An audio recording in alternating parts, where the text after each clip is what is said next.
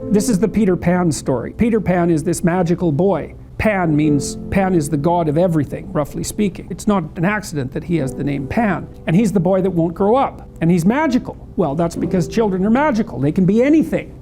They're nothing but potential. And Peter Pan doesn't want to give that up. Why? Well, he's got some adults around him, but the main adult is Captain Hook. Well, who the hell wants to grow up to be Captain Hook? First of all, you've got a hook. Second, you're a tyrant. And third, you're chased by the dragon of chaos with a clock in its stomach, right? The crocodile. It's already got a piece of you. Well, that's what happens when you get older. Time has already got a piece of you. And eventually, it's got a taste for you. And eventually, it's going to eat you. And so Hook is so traumatized by that he can't help but be a tyrant. And then Peter Pan looks at traumatized Hook and says, well, no, I'm not sacrificing my childhood for that. So that's fine, except he ends up king of the Lost Boys. In Neverland, well, Neverland doesn't exist, and who the hell wants to be king of the Lost Boys? And he also sacrifices the possibility that he'll have a real relationship with a woman, because that's Wendy, right? And she's kind of conservative, middle-class, London-dwelling girl. She wants to grow up and have kids and have a life. She accepts her mortality, she accepts her maturity. Peter Pan has to content himself with Tinkerbell. She doesn't even exist. She's like the fairy of porn. She doesn't exist. She's the substitute for the real thing. And so, but the dichotomy that you're talking about is very tricky, because there's a sacrificial element in maturation, right? You have to sacrifice the pluripotentiality of childhood for the actuality of a frame. And the question is, well, why would you do that? Well, one reason is it happens to you whether you do it or not. You can either choose your damn limitation, or you can let it take you unaware when you're 30, or even worse, when you're 40. And then that is not a happy day. And I see people like this, and I think it's more and more common in our culture, because people can put off maturity without suffering an immediate penalty. But all that happens is the penalty accrues, and then when it finally hits, it just wallops you, because when you're 25, you can be an idiot. It's no problem. Even when you're out in a job search, it's like, well, you don't have any experience and you're kind of clueless. It's, yeah, you're young, it's no problem.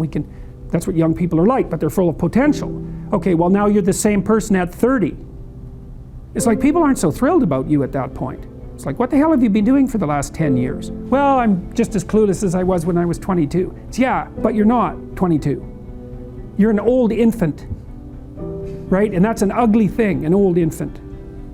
So, part of the reason you choose your damn sacrifice, because the sacrifice is inevitable, but at least you get to choose it. And then there's something that's even more complex than that in some sense, is that the problem with being a child is that all you are is potential, and it's really low resolution. You could be anything, but you're not anything.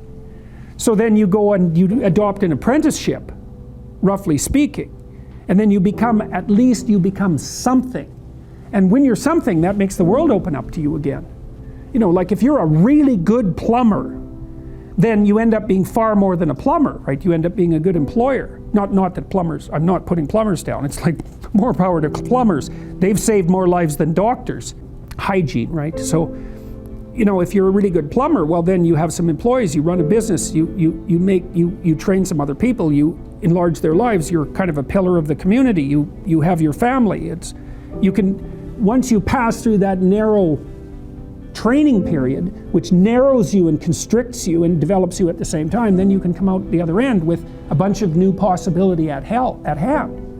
And Jung talked about that. He thought that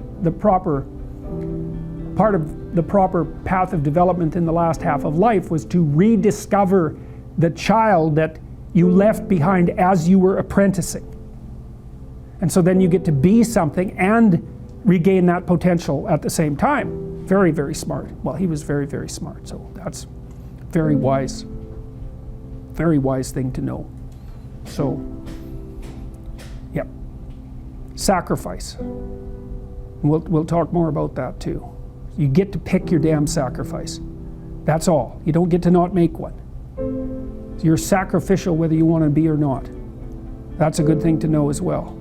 So even though it's rather, it's a rough thing to figure out, but that thing you just said about noticing it more and more in people late into their 20s. Yeah. What do you think about that? Where do you think that comes from in terms of the culture we live in? I think universities facilitate it. Because you can go to university to not be something instead of going to university to be something. And it's Pleasure Island. And the price you pay for it, especially in the US, is debt. And you're enticed into it because the administrators can pick your pocket. So they rob your future self while allowing you to pretend that you have an identity, right? Very nasty. And you can't declare bankruptcy with your student loans in the US. It's indentured servitude. And it's precisely Pleasure Island. It's exactly that. And so tuition fees have shot way out of control. And part of the reason that universities don't make more demands on their students and let them get away with all the things they let them get away with is because they're basically, why the hell would you chase them out? They're $100,000 or more. So they can do whatever they want as long as you get to sell them to the salt mines. Right. So, and it's not the only reason, because the other thing that's happened is that the rate of technological transformation is so fast now, and the rate of turnover of things is that it is genuinely harder for people who are, say, 18 to 20. When I was a kid, roughly speaking, the kind of rough patch for life was probably 14 to 17, something like that. Now I think it's 18 to 25. Something like that. And I think the reason for that is that all the jobs that the bloody hippies complained about being doomed to in the 1960s have now disappeared. Their problem was, oh my God, I'm going to go have to work for a corporation and get a salary for the rest of my life. And then I'll just end up in it with a pension and that'll be my whole life. It's like, well, it seems like a lot better deal than an endless round of part-time Starbucks jobs. So, some of it is that. There's a space now in our culture that is lacking for people to make that transformation from adolescence into adulthood. And so it's the cost of that is forestalled. It's not a good thing. It's not a good thing.